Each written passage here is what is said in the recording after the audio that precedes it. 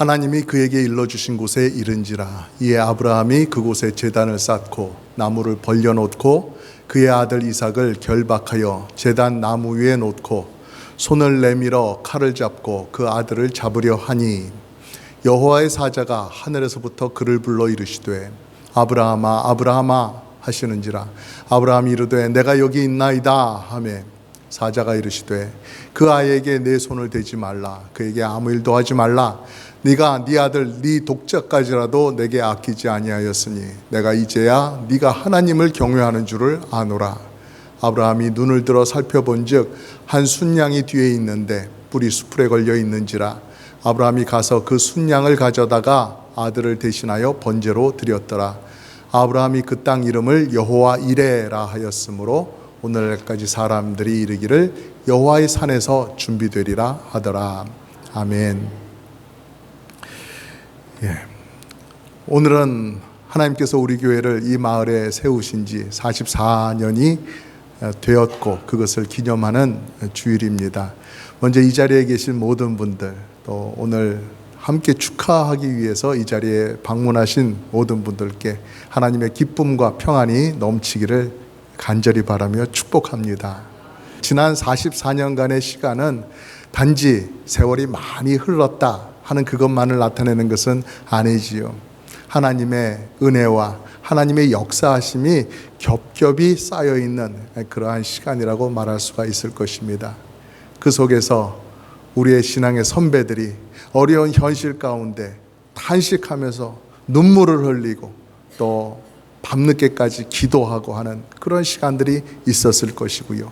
또 기도하고 바라는 것보다 더 풍성하게 더 많은 것으로 응답해 주신 하나님의 은혜 앞에서 감사하며 기뻐하며 춤을 추던 그러한 날들이 있었을 것입니다. 오늘 우리가 읽은 말씀은 아브라함이 하나님의 명령을 따라서 자기 아들 이삭을 하나님 앞에 번제로 바치려고 하는 그러한 장면인데요. 양이나 소를 바치는 것이 아니라 자기 아들을 잡아서 바치려고 하는 그러한 장면이란 말입니다. 그래서 이 장면은 성경 안에서 참으로 가장 깊은 하나님을 향한 신뢰, 또 순종, 그것을 보여주는 본보기가 되는 것이고요. 또 한편으로는 장차 하나님께서 아들 예수 그리스도를 보내서 이 땅 가운데서 이루려고 하시는 그 구원의 계획이 어떠한 것인가를 미리 맛볼 수 있도록 해주시는 그러한 부분이라고 하겠습니다. 오늘 말씀의 내용이 단지 아브라함이 겪어야 했던 아주 힘든 시련의 순간 그렇게 볼 것이 아니라 하나님은 어떠한 믿음을 기뻐하시는가를 보여주는 그러한 좋은 예라고 볼 수 있으면 좋겠습니다. 그런 것을 보면서 또 우리 교회의 기초와 우리 교회의 앞날을 그렇게 밝혀주는 그러한 말씀으로 오늘 말씀을 생각해 보고자 합니다.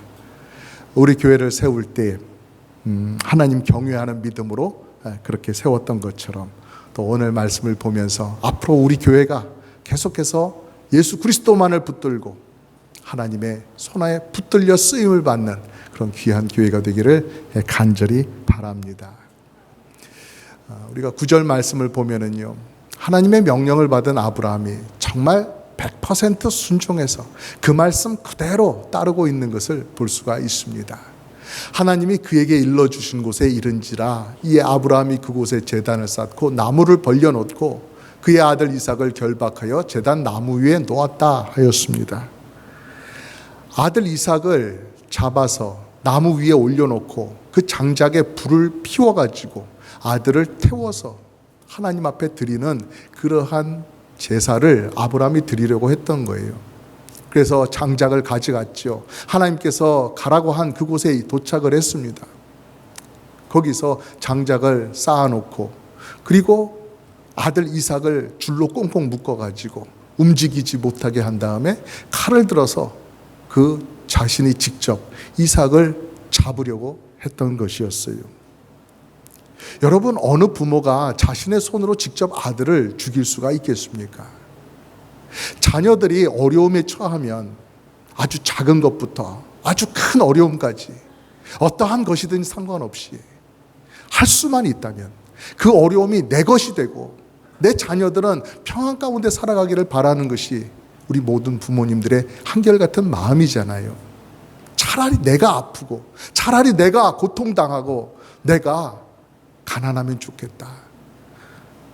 그런데 아브라함은 지금 아들을 잡아서 제사를 지내려고 해요. 이것이 이해가 되는 일입니까? 아브라함이 평소에 아들 이삭을 아주 미워했다, 증오했다 한다면 이해를 해볼 수도 있겠습니다. 사이가 안 좋았으니까, 미워했으니까. 그러나 아브라함에게 아들 이삭은 어떤 아들이었어요? 25년이라고 하는 그 기간, 하나님께서 너에게 아들을 주겠다 그 약속하신 그때로부터 25년이 지나기까지 기다리고 기다려서 결국에 받은 그 귀한 아들이지 않습니까? 하나님께서 아들을 주겠다 약속하기 전에도 아브라함이 젊어서 사라와 결혼하고 결혼 생활을 하는 가운데 아이가 생기지 않으니 계속해서 아이를 기다렸었겠죠. 그 시간까지 포함하면 25년보다 훨씬 긴 시간 아니었겠어요? 긴 기다림 끝에 얻은 귀한 아들 이삭이었단 말입니다. 그 아들이 태어났을 때 얼마나 좋았던지 아브라함은 그 아들에게 이름을 주어주는데 웃음이라고 지어주었어요. 이삭이 웃음이라고 하는 뜻이지요. 야, 이 아들이 하나님께서 주신 아들이다. 이 아들을 주셔서 하나님이 나로 우리 가족으로 웃게 만드시는구나 하는 그런 의미로 이름까지 그렇게 웃음으로 지어주셨단 말입니다. 그러니 아들 이삭의 이름을 부를 때마다 하나님께서 주신 아들, 우리 가정에 기쁨이 되는 아들, 하나님의 큰 선물, 그 아들을 바라볼 수가 있었겠죠.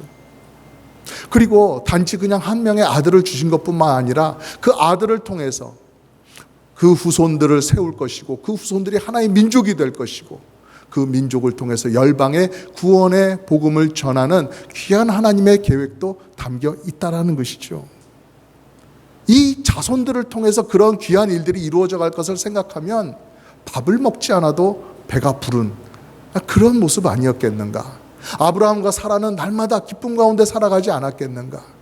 그 아들 이삭과 함께 기쁨의 시간들을, 행복한 시간들을 보내고 있었을 것이었어요. 참으로 금이야 오기야 애지중지하면서 그렇게 아들을 키웠을 것입니다. 이삭이 어느 정도 말이 통할 때쯤 되었을 때는 이삭아 들어봐라, 네가 어떻게 태어나게 되었는지 우리가 할 얘기가 참 많다 하면서 했던 얘기 또 하고 또 하고 계속해서 들려주었겠죠. 근데 그런 아들에게, 그렇게 키워온 아들에게 어떻게 칼을 대겠어요? 만약 제가 아브라함의 입장이었다면 하나님 앞에 그렇게 요청했을 것입니다. 하나님, 다시 한 번만 생각해 주시기 바랍니다. 꼭 이렇게 하셔야만 되겠습니까? 이삭이 아니라 차라리 제가 대신 바쳐지면 어떻겠습니까? 저를 대신 받아주십시오. 이렇게 요청을 해봤을 것 같아요. 근데 아브라함은 그런 것 하나 없이 하나님의 명령을 묵묵히 따라갑니다. 아브라함으로서는 이삭을 바치라고 하는 하나님의 명령이 이해가 되지 않았을 거예요. 아니, 이해되지 않는 정도가 아니라 가장 슬픈 일이고 가장 마음 아픈 일이고 하나님이 야속하게 보일 지경 아니었겠어요? 하나님께서 말씀하셨잖아요. 하나님께서 이 이삭으로 이어지는 이 후손들을 통해서 하실 계획이 있다고, 열방을 향한 복을 주도록 하는 그런 놀라운 일들을 감당하게 하겠다고 하나님께서 말씀하셨잖아요. 근데 이제 와서 이삭을 바치라고 하면 하나님의 계획은 어떻게 실현된다는 것입니까? 지금 아브라함의 나이가 몇입니까? 100세에 이삭을 낳았으니까 이제 한 110 넘어갔을 거예요. 사라도 100세는 넘어갔을 거예요. 근데 이 이삭이 죽고 나면 언제 다시 아들을 낳고 언제 다시 그 아이를 키워서 후손들을 이어간단 말입니까? 그러니까 참으로 앞뒤가 맞지 않는 것 같아요. 귀한 계획을 가지고 아들을 주실 때는 언제고 이제는 아들을 바치라고 하세요. 앞뒤가 안 맞고 이해가 되지 않아요. 하지만 아브라함은 하나님께 어떤 설명도 요구하지 않습니다. 어떠한 조건도 걸지 않은 채 그대로 순종해 나갑니다. 아브라함이 얼마나 속으로 뜨거운 눈물을 삼켰겠어요. 얼마나 하나님 앞에 하고 싶은 질문이 많았겠어요. 그런데 어떻게 아브라함은 그런 상황 가운데서도 그 모든 것들을 뒤로하고 하나님 말씀에 순종할 수 있었을까요? 우리도 궁금한 것이 많아지는데요. 그런데 말씀을 보면, 이 다음 말씀을 보면 그 궁금한 점들이 아브라함이 칼을 들어서 이삭을 잡으려고 하는 그 순간에 싹 다 풀리게 됩니다. 하나님께서 왜 아들 이삭을 바치라고 하셨는지 그것에 대한 대답도 주어지고요. 또 아브라함은 어떻게 해서 그러한 하나님의 명령을 순종할 수 있었는지도 알게 되는 것입니다. 12절 말씀에 그 해답이 있는데요. 사자가 이르시되 그 아이에게 내 손을 대지 말라. 그에게 아무 일도 하지 말라. 네가 네 아들 네 독자까지도 내게 아끼지 아니하였으니 내가 이제야 네가 하나님을 경외하는 줄을 아노라 하였습니다. 하나님은 이삭을 진짜로 바치게 할 마음은 없으셨던 겁니다. 그런 의도가 아니셨어요. 하나님께서 그런 명령을 내리신 것은 아브라함이 따르기 가장 어려운 그런 명령 앞에서도 하나님 말씀에 순종하는지, 하나님의 명령 앞에 순종하면서 움직이는지 그걸 보려고 하셨던 거예요. 하나님은 아브라함의 마음을 이미 알고 계셨어요. 그에게 믿음이 있다는 것을 알고 계셨어요. 그러나 그 믿음이 그의 실제적인 행동을 통해서 나타나는지 그것까지도 보려고 하셨던 거예요. 네가 네 아들, 네 독자까지라도 내게 아끼지 않는구나 라고 하는 그 사실을 보고 싶어 하셨고, 아브라함의 그 심령의 중심을 하나님께서 마침내 보셨던 거예요. 그리고 아브라함도 하나님께서 진정으로 원하시는 그 절대적인 신뢰를 내어 보여드릴 수 있게 된 것이었죠. 여러분, 이 장면에서 아브라함이 얼마나 단호하게 하나님께서 명령하신 대로 하려고 했는지 우리가 볼 수 있지 않습니까? 오히려 하나님께서 급박하게 아브라함을 말리세요. 아브라함아, 아브라함아, 잠깐 멈춰라. 그 아이를 잡지 마라. 그 아이에게 손대지 마라. 하나님께서 다급하게 그를 말리십니다. 그러니까 말씀의 분위기를 보아서도 알 수 있는 것처럼 아브라함의 행동이라고 하는 것, 아브라함이 아들 이삭을 바치려고 했던, 하나님 말씀에 순종하려고 했던 그것은 하나님이 무서워서 두려워서 어쩔 수 없어서 하려고 했던 억지로 하는 것이 아니었다라는 것입니다. 내가 하나님의 명령을 따르지 않으면 하나님께서 우리 가정에 큰 재앙을 주셔서 나와 내 아들까지도 또 우리 집안에 있는 모든 사람들이 다 죽을 거야. 그러니까 어쩔 수 없어. 이런 자세로 명령을 따랐던 것이 아니란 말입니다. 아브라함 자신의 머리로는 이해가 되지 않아도, 가슴이 터질 것처럼 아파도 하나님께서는 그런 명령을 내리신 데는 그만한 선한 이유가 있을 것이다 믿고 따랐던 것이었습니다. 그래서 히브리서는 아브라함이 왜 그런 행동을 했는지를 이렇게 설명을 하고 있습니다. 히브리서 11장에 그가 하나님이 능히 이삭을 죽은 자 가운데서 다시 살리실 줄로 생각한지라. 아브라함이 이렇게 이해를 했다라는 것입니다. 하나님이 다른 말씀은 하지 않으셨어도 하나님이 이 아들을 죽게 만드시고 그것으로 하나님의 계획을 망가뜨리실 그런 분은 아니시다. 분명한 이유가 있으실 것이다. 이 아이를 살려내서라도, 아니면 다른 방법으로도 어떻게든 우리에게 복을 주시고 또 선한 계획을 이루어 가실 것이다. 그렇게 생각했던 것이었어요. 애초에 하나님께서 자식을 주겠다고 하신 건 하나님이셨잖아요. 그리고 때가 되었을 때 그 아들을 낳게 해주신 것도 하나님이셨고요. 그 아들로 이어지는 그 후손을 통해서 열방에 복을 주려고 하는 그 계획도 하나님께서 말씀하신 것이잖아요.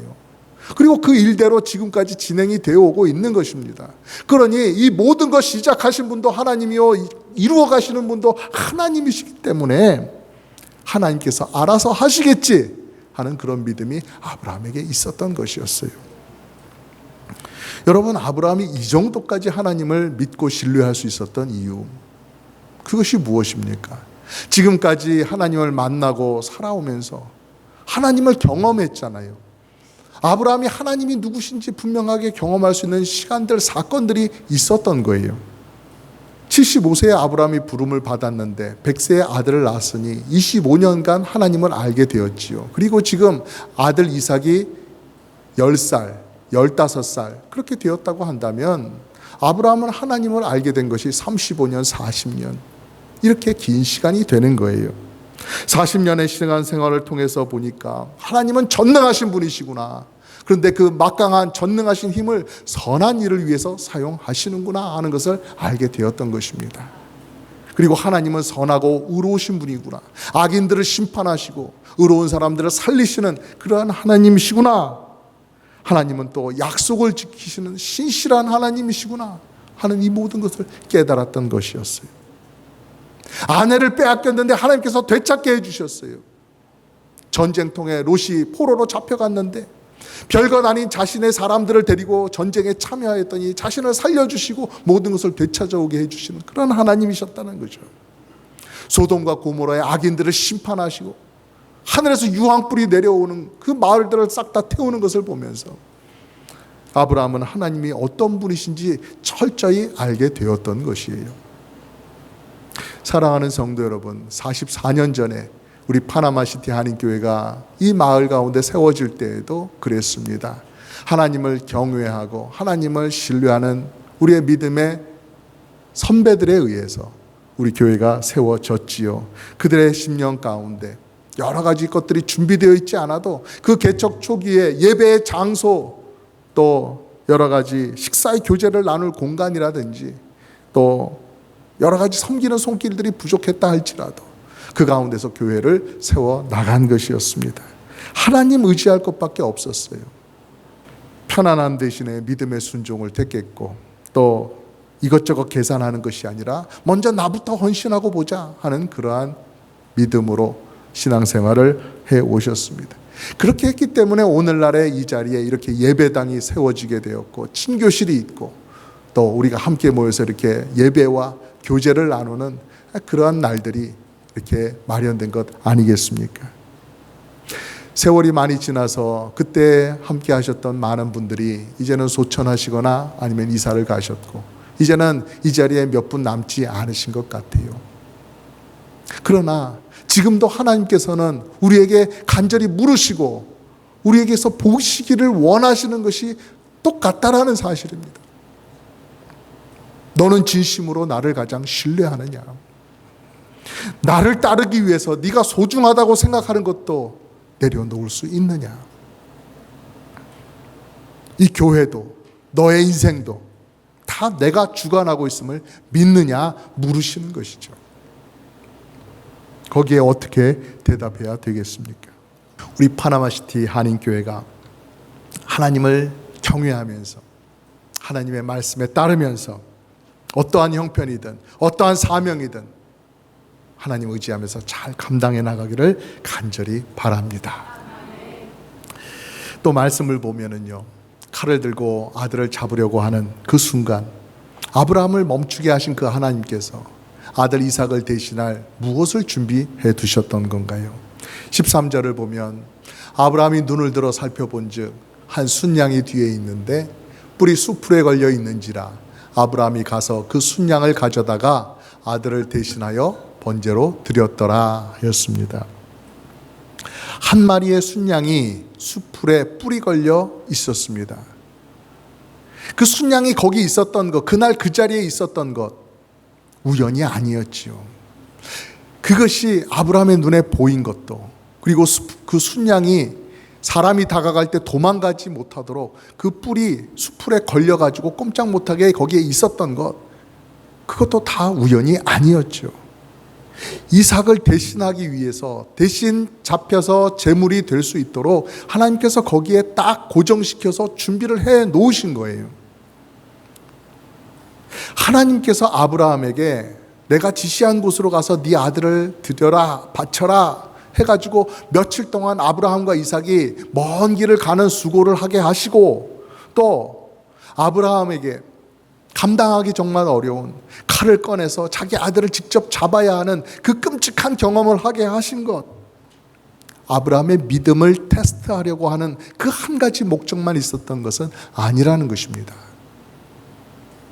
장차 아브라함과 이삭의 그 후손들을 통해서 열방의 구원의 복을 전할 그 민족이 일어날 것인데, 과연 그 구원이 어떻게 이루어지는지 믿음의 후손들만 그것을 알 것이 아니라 믿음의 지조가 되는 아브라함과 이삭도 그것을 어렴풋이나마 알 수 있도록 하나님께서 그에게 먼저 보여주셨던 것입니다. 이삭을 대신할 수양, 그것은 장차 이 세상에 오실 예수 그리스도를 나타냅니다. 죄인들을 대신해서 자기 몸을 들여서 하나의 제물이 되시는 그 예수 그리스도, 제물로 바쳐지기 위해서 오시는 예수님을 드러내 보여주는 것이죠. 만약에 아브라함과 이삭이 집에서 밥 먹고 있다가 하나님께서 오셔가지고 장차 오실 예수 그리스도에 대한 계시를 그들에게 가르쳐 주셨어 봐요. 그들이 실감할 수 있었겠습니까? 밥 먹는데 정신 팔려가지고 무슨 말씀 하시는 거예요? 잘 모르겠는데 하고 지나가지 않았겠어요? 하지만 하나님께서는 그런 식으로 계시를 주시지 않았어요. 아들을 죽여야 하는 아브라함, 속으로 피눈물을 흘려야 했고, 또 아버지 손에 밧줄에 묶여가지고 꽁꽁 묶여가지고 아버지가 든 칼이 자기 몸 밑에까지 오는 그 꼼짝없이 죽게 되었구나 하는 그 순간을 경험한 이삭, 그런 그들이었기에 나의 죽음을 대신할 다른 존재가 있다라고 하는 사실이 얼마나 반가웠겠어요. 그리고 또 하나님은 온 열방에 그와 같은 은혜를 주려고 하신다는 사실을 깨닫고서 얼마나 기뻤겠어요.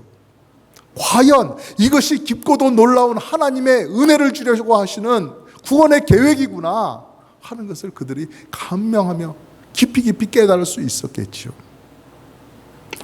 온 세상을 향한 죄의 대속, 예수 그리스도를 통한 죄의 대속, 그것이 하나님의 크고도 분명한 계획이었기 때문에 예수님께서 이 세상에 오셨을 때 세례 요한은 예수님을 이렇게 소개했어요. 보라, 세상 죄를 지고 가는 하나님의 어린 양이로다 하였습니다. 하나님께서 사람들의 죄를 용서하기 위해서 우리 각자가 감당해야 될 심판과 죽음을 예수님에게 대신 지우셨던 거예요.